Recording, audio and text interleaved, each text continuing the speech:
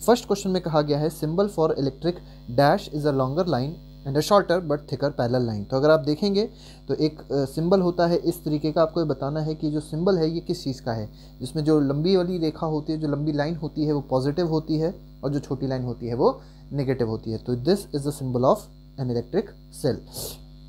Next question पे आते हैं, क्वेश्चन नंबर 2 देखते हैं। The wire use to connect the various components in a circuit are represented by. तो अगर आप वायर देखेंगे किसी भी सर्किट में, ठीक है, तो वायर को रिप्रेजेंट करने के लिए हम लोग क्या यूज़ करते हैं, स्ट्रेट लाइन यूज़ करते हैं, ठीक है, तो इसमें स्ट्रेट लाइन्स आ जाएगी। नेक्स्ट क्वेश्चन देखते हैं, क्वेश्चन नंबर 3 है। क्वेश्चन नंबर 3 में कहा गया है the positive terminal of one cell is connected to negative terminal of next cell. तो अगर आप देखेंगे एक बैटरी को बनाने के लिए, अगर एक बैटरी आप क्रिएट कर रहे हैं तो बैटरी को क्रिएट करने के लिए जो पॉजिटिव टर्मिनल होता है उसको कनेक्ट किया जाता है negative terminal of other cell से। तो देखिए ये पहला सेल हो गया और ये दूसरा सेल हो गया। इसमें जो निगेटिव टर्मिनल है उसको किससे कनेक्ट किया गया है, दूसरे सेल के पॉजिटिव टर्मिनल से कनेक्ट किया जाता है। तो इट मेक्स अ बैटरी, ठीक है। नेक्स्ट क्वेश्चन पे आते हैं, क्वेश्चन नंबर 4 देखते हैं। क्वेश्चन नंबर 4 देखते हैं हमारे पास क्या है, वेयर कैन द की और switch be placed in the electric circuit. तो एक इलेक्ट्रिक सर्किट में की और स्विच को कहाँ प्लेस कर सकते हैं। फर्स्ट कहा गया है left side of the battery, second कहा गया है right side of the battery, third में कहा गया है can be placed anywhere in the circuit. तो याद रखिएगा इस चीज़ को, यही आंसर इसका सही है कि जो की होता है और जो स्विच होती है उसको हम लोग कहीं भी प्लेस कर सकते हैं। अगर की का डायग्राम देखा जाए तो ये की का सिंबल होता है, ये ओपन की है, अगर इसमें अंदर एक डॉट लगा दिया जाए, ठीक है, तो ये क्लोज्ड की हो जाती है, ठीक है। तो ये दोनों आपको सिंबल याद रखने हैं, ठीक है। नेक्स्ट क्वेश्चन देखते हैं, क्वेश्चन नंबर 5। क्वेश्चन नंबर 5 में देखते हैं क्या है। क्वेश्चन नंबर 5 में कहा गया है the circuit is said to be dash when the current flows throughout the circuit instantly. तो अगर सर्किट में करंट इंस्टेंटली फ्लो हो रहा है तो उस सर्किट को क्या कहा जाएगा, तो उस सर्किट को कहा जाता है क्लोज सर्किट। और अगर मान लीजिए सर्किट ओपन है, तो सर्किट अगर ओपन है इसका मतलब सर्किट में करंट फ्लो नहीं करेगा, current flow will be 0। Next is question number 6, when the switch is in the dash position. तो देखिए किस पोजीशन में स्विच रहेगा उसके बारे में कुछ बातें कही हैं। द सर्किट इज इनकम्प्लीट, ठीक है, इनकम्प्लीट रहेगा circuit, no current flows through any part of the circuit, और इस कंडीशन में कोई भी करंट फ्लो नहीं करती। तो ये कौन सी कंडीशन होगी स्विच की, तो स्विच ऑफ कंडीशन होगी। स्विच ऑफ में ऐसा होता है कि कोई भी करंट फ्लो नहीं करती है, और स्विच ऑन में क्या होगा, सर्किट क्लोज हो जाएगा और सर्किट क्लोज होने से करंट का फ्लो स्टार्ट हो जाएगा। तो इसका आंसर हो जाएगा switch off. Next question number 7, इसमें कहा गया in the bulb there is a thin wire. तो अगर आप बल्ब देखेंगे, बल्ब में एक फिलामेंट होता है, ठीक है, उसको वो थिन वायर का बना होता है, कॉल्ड द फिलामेंट, उसको फिलामेंट कहा जाता है, which glows when dash is pass through it, ठीक है। तो उसमें से उस फिलामेंट में से क्या पास होता है, तो वो ग्लो करने लग जाता है। तो उसमें से जब करंट पास होती है तो वो ग्लो करता है। और अगर आपसे पूछा जाए बल्ब किस प्रिंसिपल पे काम करता है, तो आप कहेंगे it works on the principle of heating effect of current. तो हीटिंग इफेक्ट पे बल्ब काम करता है, बल्ब का जो प्रिंसिपल है that is heating effect of current.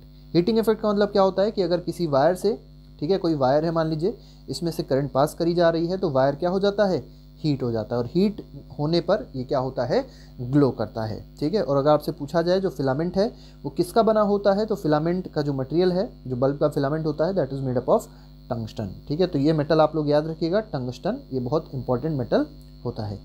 Next is question number 8, when the bulb gets fuse. तो बल्ब देखिए जब फ्यूज हो जाता है तो क्या होता है, इट्स डैश इज ब्रोकन। तो क्या ब्रोक हो जाएगा, फिलामेंट जो है, जो वायर था, जो बहुत पतला सा थिन वायर था, जब ये ब्रेक हो जाता है बीच से तो हम लोग क्या कहते हैं, बल्ब क्या हो गया, फ्यूज हो गया।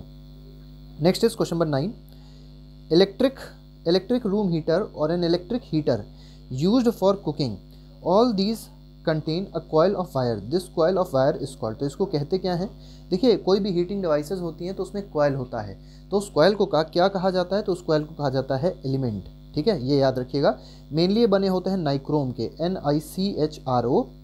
नाइक्रोम क्या है, नाइक्रोम एक एलॉय है, एलॉय का मतलब होता है होमोजीनियस मिक्सचर ऑफ 2 और मोर एलिमेंट्स, ठीक है। अब यहाँ पे कौन कौन से एलिमेंट्स हैं, तो Ni से हो जाएगा निकल, NiCkel निकल हो गया, और क्रोम से मतलब होता है क्रोमियम, CHROMIUM। नेक्स्ट क्वेश्चन देखते हैं, क्वेश्चन नंबर 10, इसमें कहा गया है electrical appliance such as immersion heaters, hot plates, irons, geysers, electric kettles, hair dryers have elements inside them. देखिए सारे के सारे कहीं ना कहीं हीटिंग डिवाइसेस हैं और इन सबके अंदर क्या होता है, एलिमेंट होता है, ठीक है, ये बात बिल्कुल सही है, तो ट्रू इसका आंसर हो जाएगा। नेक्स्ट इज क्वेश्चन नंबर 11, इसमें कहा गया the amount of heat produced in a wire depends on, तो जो हीट प्रोड्यूस हो रही है करंट के पास होने पर, तो आपको पता है हीट प्रोड्यूस होती है, और जो हीट प्रोड्यूस होगी वो किस पे डिपेंड करेगी, तो वायर के मटेरियल पे डिपेंड करेगी, लेंथ पे डिपेंड करेगी, थिकनेस पे भी डिपेंड करेगी। इसका मतलब इसका आंसर क्या है, ऑल ऑफ अबव है।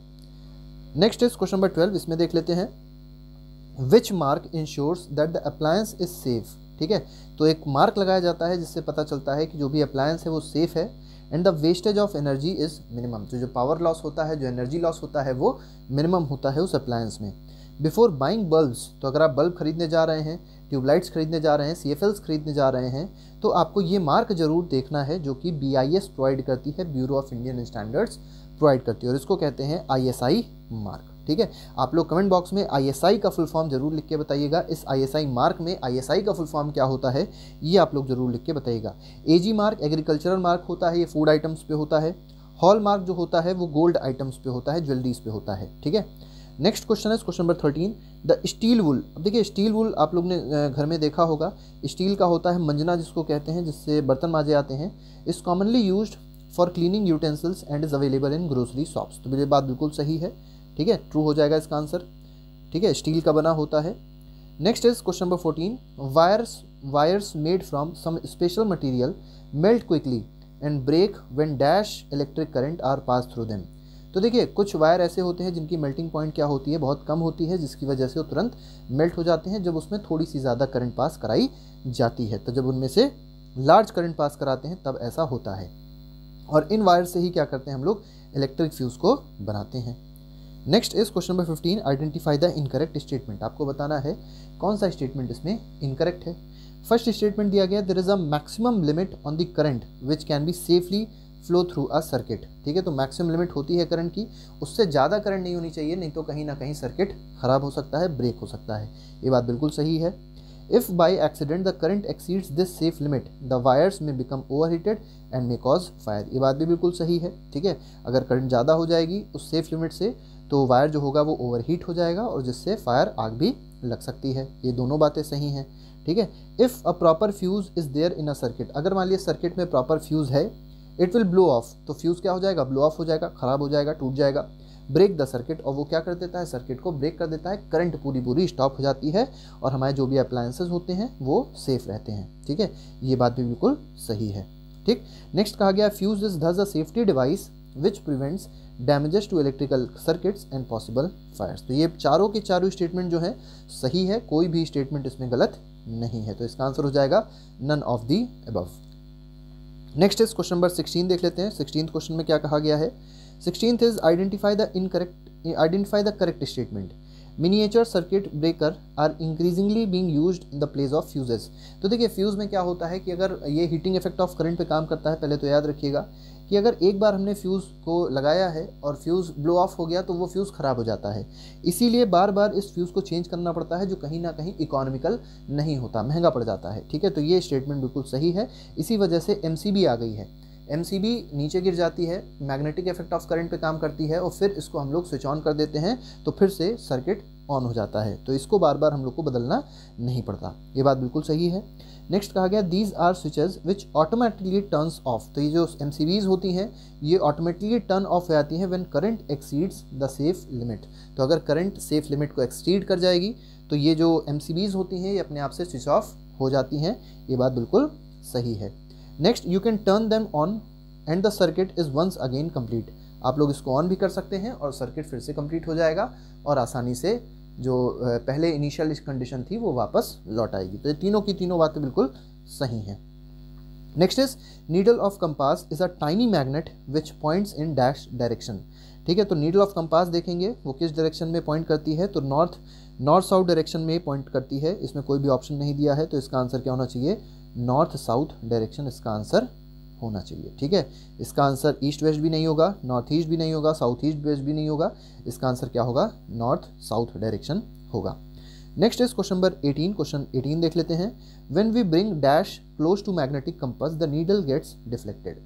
तो हम लोग क्या मैग्नेटिक कंपास के पास लेके आएँ कि जो मैग्नेटिक कंपास की नीडल है उसमें डिफ्लेक्शन आ जाए। सेल के लाने से नहीं होगा, हीट के लाने से नहीं होगा, मैग्नेट के लाने से होगा, क्योंकि ये भी मैग्नेट है और जो मैग्नेटिक कंपास नीडल है उसमें भी मैग्नेट होता है। दोनों में फोर्सेस लगेंगे जिसकी वजह से डिफ्लेक्शन आ जाएगा। Next is question number 19। Question 19 में कहा गया है compass needle gets deflected when dash flows in a nearby wire.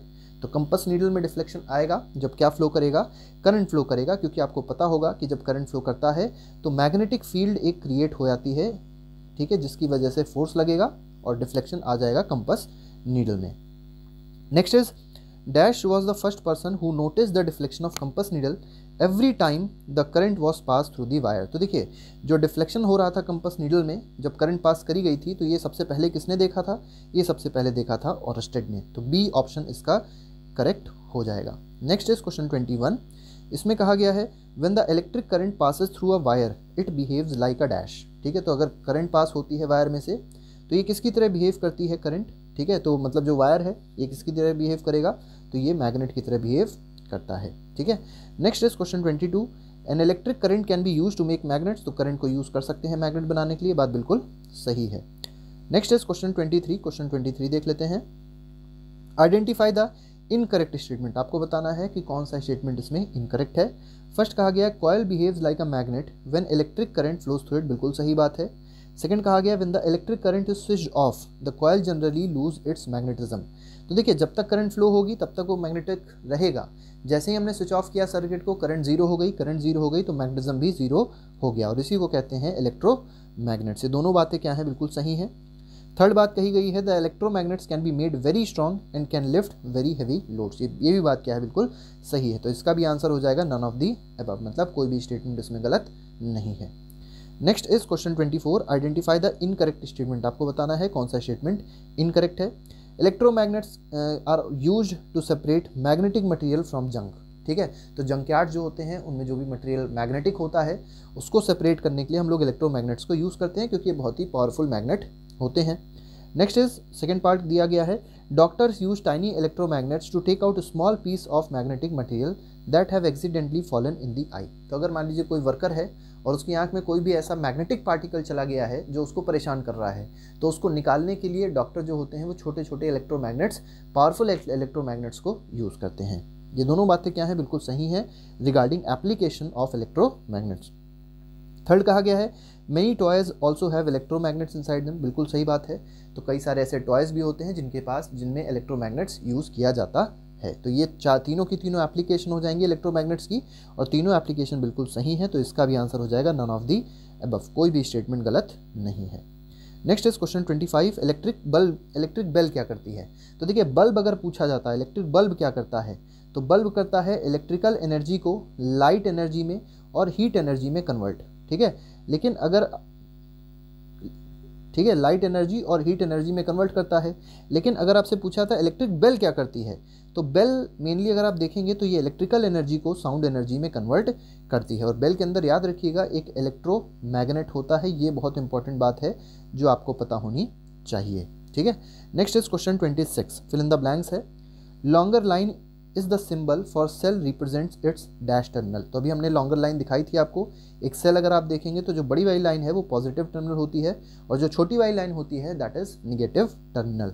तो लॉन्गर लाइन कैसा टर्मिनल है, तो it is positive terminal. Next is combination of 2 और मोर सेल्स इज कॉल्ड, 2 और मोर सेल का कॉम्बिनेशन कहलाता है बैटरी। तो इसका आंसर हो जाएगा battery is the correct answer of part B. ठीक है, नेक्स्ट इज पार्ट सी। इसमें कहा गया है when current is switched on in a room heater it produces. ठीक है, तो अगर देखिए करंट को स्विच ऑन कर देंगे तो क्या हो जाएगा, क्या प्रोड्यूस करेगा, ये हीट प्रोड्यूस करेगा। इसका आंसर हो जाएगा हीट। ठीक है, डी ऑप्शन देख लेते हैं क्या है the safety device based on heating effect of electric current is called. ठीक है, तो ऐसी सेफ्टी डिवाइस जो heating effect of current produce करती है उसको क्या कहा जाता है, that is called a fuse. Next is question 27। Mark true if the statement is true and F if the statement is false। मतलब ट्रू फॉल्स बेस्ड क्वेश्चन है। To make a battery of 2 cells the negative terminal of 1 cell is connected to negative terminal of other cell. तो ये बात देखिए गलत है। अगर हमको बैटरी बनानी होती है तो निगेटिव टर्मिनल एक सेल का दूसरे के पॉजिटिव टर्मिनल से कनेक्ट करना जरूरी होता है। जैसे मान लीजिए ये है, इसमें आप लोग देख सकते हैं ये पहला सेल है, ठीक है, और ये दूसरा सेल है। ठीक है, तो इसका जो निगेटिव टर्मिनल है दूसरे के किससे कनेक्टेड है, पॉजिटिव टर्मिनल से कनेक्टेड है। तो ये स्टेटमेंट फॉल्स हो जाएगा। नेक्स्ट दिया गया when the electric current through the fuse exceeds a certain limit the fuse wire melts and breaks. ये बात सही है, तो दिस इज ट्रू। ये स्टेटमेंट क्या है, this statement is totally correct. Next कहा गया है an electromagnet does not attract a piece of iron, ये तो गलत है। आयरन एक मैग्नेटिक मटेरियल होता है, तो इलेक्ट्रोमैग्नेट भी एक मैग्नेट है, वो क्या करेगा, आयरन को अट्रैक्ट कर लेगा। ठीक है, तो ये फॉल्स हो जाएगा। Next is electric bell has electromagnet, तो ये बात बिल्कुल सही है। नेक्स्ट देख लेते हैं question number 28। When an electric current flows through a copper wire A B, देखिए कॉपर वायर ए बी है, इसमें से जब करंट फ्लो होगी, ठीक है, तब क्या होगा, the wire deflects a magnetic needle placed near it, तो अगर हम लोग यहाँ पे मैग्नेटिक नीडल रखेंगे तो बिल्कुल सही बात है, यहाँ पे कहीं ना कहीं डिफ्लेक्शन आएगा। क्यों, क्योंकि इस वायर में करंट होगी तो इसमें मैग्नेटिक फील्ड होगी, मैग्नेटिक फील्ड होगी तो यहाँ पर इस नीडल में भी डिफ्लेक्शन आ जाएगा अगर नीडल को पास में लेके आ रहे हैं। इट बिकम्स रेड हॉट नहीं होगा, इतना वायर मतलब ये वायर रेड हॉट नहीं हो सकता, इतनी ज़्यादा हीट प्रोड्यूस इसमें नहीं होगी। गिव्स इलेक्ट्रिक शॉक नहीं देगा, क्योंकि आप लोग देख सकते हैं यहाँ पे इंसुलेशन है जिसकी वजह से इलेक्ट्रिक शॉक नहीं देगा। बिहेव्स लाइक अ फ्यूज़ की तरह भी ये बिहेव नहीं करेगा क्योंकि ये नॉर्मल वायर है। ठीक है, तो इसका आंसर हो जाएगा option number A. Next is question number 29।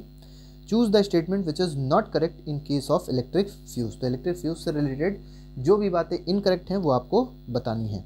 Fuse are inserted in electric circuits of all buildings, बिल्कुल सही बात है, सारे इलेक्ट्रिक सर्किट्स में फ्यूज़ हम लोग अप्लाई करते हैं। There is a maximum limit on the current which can safely flow through the electric circuit, तो मैक्सिमम करंट एक होती है जो फ्लो हो सकती है, उससे ऊपर करंट फ्लो नहीं होनी चाहिए, तो ये दोनों बातें बिल्कुल सही हैं।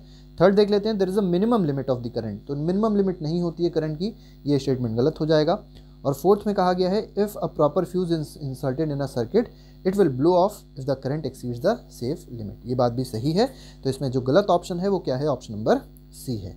नेक्स्ट इज क्वेश्चन नंबर 30, इसमें देख लेते हैं 3 बल्ब हैं A B C are connected in circuit, देखिए ये बल्ब हैं, तीनों को कनेक्ट किया गया है।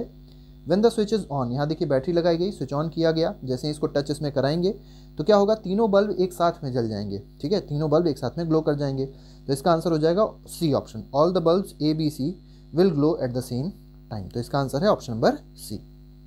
नेक्स्ट इज क्वेश्चन नंबर 31, ये देख लेते हैं when a switch is off position, कोई भी अगर स्विच है और उसको ऑफ पोजीशन में रखा गया है, circuit starts from positive terminal of cell stop at switch. ठीक है, ये आपको बताना है क्या ये ऑप्शन सही है। ठीक है, तो एक एक करके सभी ऑप्शन को हम लोग देख लेते हैं।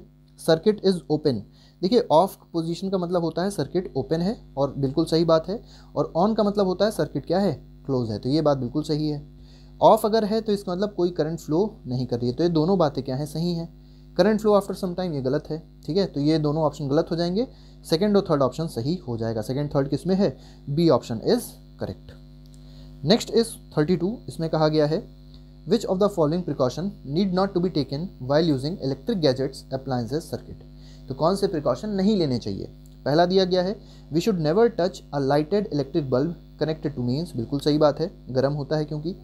नेक्स्ट कहा गया we should never experiment with electric supply from a mains और जनरेटर और एन इन्वर्टर, तो कोई भी एक्सपेरिमेंट डायरेक्ट उससे नहीं करना चाहिए क्योंकि जो करंट की वैल्यू होती है बहुत ज़्यादा होती है, जिससे आपको शॉक भी लग सकता है।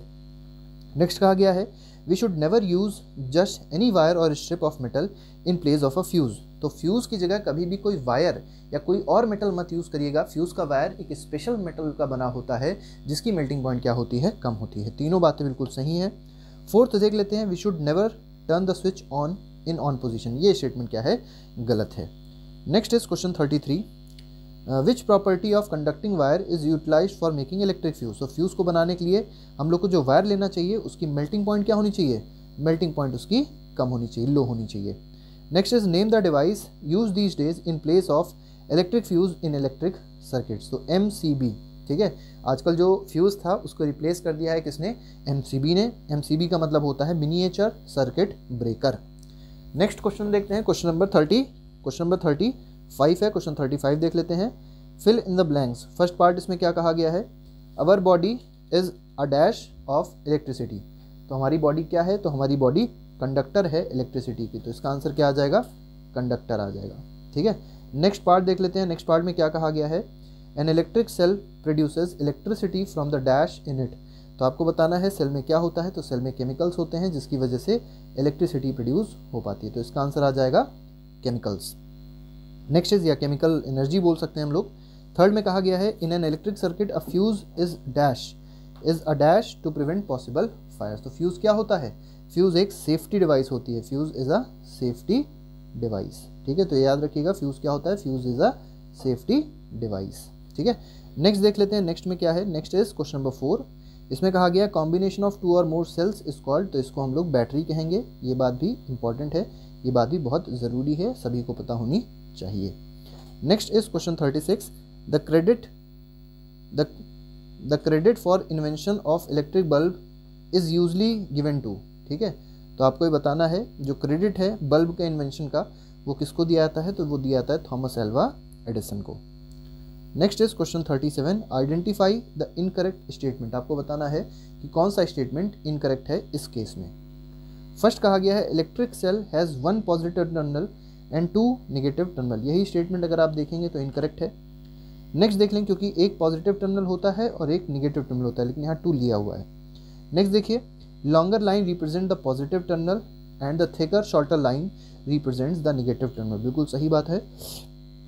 नेक्स्ट कहा गया there is usually a thick wire और a metal strip connecting the positive terminal of one cell to the negative terminal of next cell. तो देखिए एक थिन वायर होता है, एक थिक वायर होता है या मेटेलिक स्ट्रिप होगी जो एक सेल को दूसरे सेल से क्या करेगी, कनेक्ट करेगी। In order to help you to place the cells correctly in battery compartment, positive plus and minus symbols are usually printed there. तो देखिए जिससे हम लोग को आसानी से पता चल सके कि कौन सा टर्मिनल पॉजिटिव है, कौन सा टर्मिनल नेगेटिव है, वो चीज़ कंपार्टमेंट में जो भी बैटरी बनाई जाती है उसमें प्लस और माइनस लिख दिया जाता है, ठीक है। तो सिर्फ ए स्टेटमेंट गलत है, बाकी सारे के सारे स्टेटमेंट सही हैं। Next is question number 38, identify the incorrect statement. First कहा गया है the wires used for making electric circuits do not normally become hot, बिल्कुल सही बात है। जो इलेक्ट्रिक सर्किट्स को यूज़ करेंगे, जो वायर हम लोग इलेक्ट्रिक सर्किट्स के लिए यूज़ करते हैं, वो जनरली बहुत ज़्यादा हॉट नहीं हो पाते हैं। नेक्स्ट कहा गया है elements of some electrical appliance become so hot that they are easily visible. तो अगर आप हीटिंग एलिमेंट को देखेंगे, ठीक है, तो वो जितने भी हीटिंग एलिमेंट्स होते हैं उनके जो वायर होते हैं, जैसे नाइक्रोम है, ठीक है, वो तुरंत हीट हो जाता है, तुरंत वो गर्म हो जाता है, तुरंत हॉट हो जाता है और वो हीट उसकी दिखाई पड़ती है in the form of light. Next is C part, इसमें कहा गया the filament of electric bulb gets heat to such a high temperature that it starts glowing, ठीक है। तो फिलामेंट जो होता है बल्ब का वो बहुत ज़्यादा हाई टेम्परेचर पे हीट हो जाता है, ठीक है, ये आपको समझना है। और साथ ही साथ वो ग्लो कर जाता है, ये आपको पता होगा कि अगर हम लोग मान लीजिए करंट पास करते हैं फिलामेंट से, तो फिलामेंट जो होगा गर्म हो जाएगा और वही हीट धीरे धीरे करके लाइट में कन्वर्ट हो जाती है और इसी प्रिंसिपल पे इलेक्ट्रिक बल्ब वर्क करता है। This is called heating effect of current. Last कहा गया है in if a small current pass through a wire the wire may become so hot that it may even melt और break. ये बात गलत है, यहाँ पर स्मॉल नहीं होना चाहिए, यहाँ पे लार्ज होना चाहिए। अगर लार्ज करंट पास करेंगे तब ऐसा होगा कि वायर या तो मेल्ट हो जाएगा या तो वायर टूट जाएगा। Next is question 39, identify the correct statement. आपको बताना है कौन सा स्टेटमेंट करेक्ट है। फर्स्ट कहा गया an electric bulb is use for light but it also gives heat which is not desirable, ये बात बिल्कुल सही है। Next is electric bulb results in the wastage of electricity. तो आपको पता होगा इलेक्ट्रिक बल्ब से हीट निकल रही है जो कहीं ना कहीं वेस्ट है, बिल्कुल सही बात है। This wastage can be reduced by fluorescent tube lights in place of bulbs. तो CFLs हम लोग यूज़ करते थे पहले, तो कहीं ना कहीं वो क्या करती है, इलेक्ट्रिसिटी को सेव करती है, एनर्जी को सेव करती है, दोनों बातें सही हैं। थर्ड में कहा गया है CFLs also reduce wastage and can be fixed in ordinary bulb holders. तो आपके CFL के बारे में पता होगा, CFL को हम लोग ऑर्डनरी बल्ब होल्डर्स में भी लगा सकते हैं और वो कहीं ना कहीं एनर्जी का वेस्टेज कम करते हैं। लेकिन आजकल LED को ज़्यादा यूज़ किया रहा है क्योंकि ये और ज़्यादा एफिशिएंट है, ठीक है। तीनों ही बातें सही हैं, इसमें कोई भी स्टेटमेंट गलत नहीं है, तो तीनों ही स्टेटमेंट इसमें करेक्ट हो जाएंगे, A, B and C। Last question देख लेते हैं आज का। लास्ट क्वेश्चन में कहा गया है reason for excessive current in electric circuit is direct touching of wires which may happen if the insulation of wire has come off due to wear and tear. तो देखिए अक्सर क्या होता है कि जो वायर का इंसुलेशन होता है, वायर के ऊपर जो प्लास्टिक चढ़ी होती है वो धीरे धीरे करके टाइम के साथ में ब्रेक कर जाती है। तो मान लीजिए 2 वायर हैं और दोनों वायर के ऊपर इंसुलेशन था और टाइम के साथ जो इंसुलेशन था वो ब्रेक कर गया। जब इंसुलेशन गायब हो गया तो वायर जो हैं वो कहीं ना कहीं खुल गए, वायर का जो मेटल पार्ट है वो दिखाई पड़ रहा है। जब वो टच में आ जाएंगे, जब वो आपस में डायरेक्ट कॉन्टैक्ट में आ जाएंगे तो क्या होगा, अचानक से करंट की वैल्यू जो होती है वो बढ़ जाती है बहुत ज़्यादा, ठीक है, जिससे एक नई कंडीशन आ जाती है जिसको कहते हैं शॉर्ट सर्किट, ठीक है।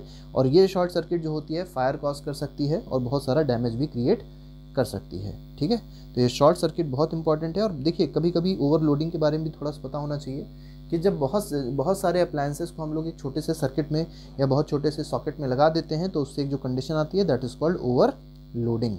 ठीक है, इसके बाद एक अर्थिंग है, तो अर्थिंग भी करी जाती है। अर्थिंग इसलिए करी जाती है कि जो मेटल के पार्ट्स होते हैं, ठीक है, कोई भी अगर अप्लायंस है और ऐसा अप्लायंस है जिसमें बॉडी जो है वो मेटालिक है, तो मेटालिक बॉडी को अगर आप टच करते हैं बेयर हैंड से, अगर आप टच करेंगे तो क्या होगा, आपको थोड़ा सा शॉक लग सकता है। तो उसी शॉक को प्रिवेंट करने के लिए हम लोग अर्थिंग करते हैं। तो इसमें जो आंसर हो जाएगा that will be option number ए।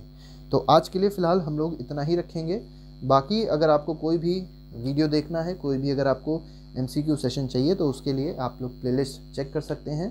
ठीक है, तो उससे आपके सारे कॉन्सेप्ट जो क्लास 7th साइंस के हैं, क्लास 7th SST के हैं, ज़्यादातर सब कुछ क्लियर हो जाएंगे। तो आज के लिए फ़िलहाल इतना ही। Thank you very much, good bye, जय हिंद।